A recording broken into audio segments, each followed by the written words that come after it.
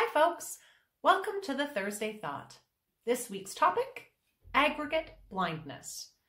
Now, if you haven't heard the term aggregate blindness before, you are probably not alone. It's a term that I came up with to describe that inability to see the cumulative result of a repeated action. So, to give you a tangible example, most of us have something in our to-do list that we keep putting off. Email that report to Mark, call your mother, start that fitness program, sign up for this webinar. Those things that you know you should do, but you kind of don't want to, or they're just not your priority today. So it's on your list of things to do today, but you don't manage it. So you put it off till tomorrow, which isn't that bad. I mean, the difference between today and tomorrow is at the most 24 hours. What harm can it do? But then we don't realize that actually we did that yesterday and the day before that and the day before that. And the cumulative aspect of switching that task from today to tomorrow, it's actually been 6 months. We're blind to the aggregate here.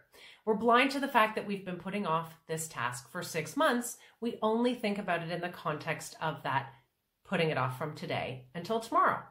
And therefore the consequences or the ramifications of putting it off for 6 months aren't so apparent to us. So what do we need to do with this information? What is the purpose of looking into aggregate blindness?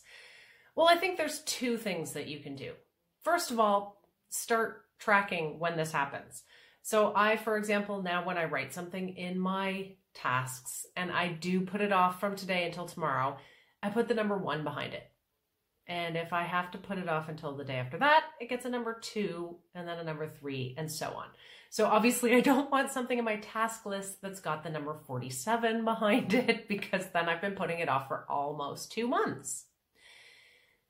I think the other thing to do is to make sure that you have a deadline to certain tasks, or if a deadline isn't necessary, that at least you have identified why it is that you keep putting it off. What is preventing you from doing this task? Is it just that you don't want to?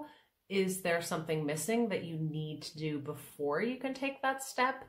You might need to dig a little deeper into why the procrastination is happening and allow the aggregate to demonstrate something to you, to show something to you, that you are not blind to the aggregate effect. Anyway, something to think about, especially at this time of year when we've all got a few New Year's resolutions and potentially are putting some of them off already. I hope you're having a great week, and I'll see you again next Thursday.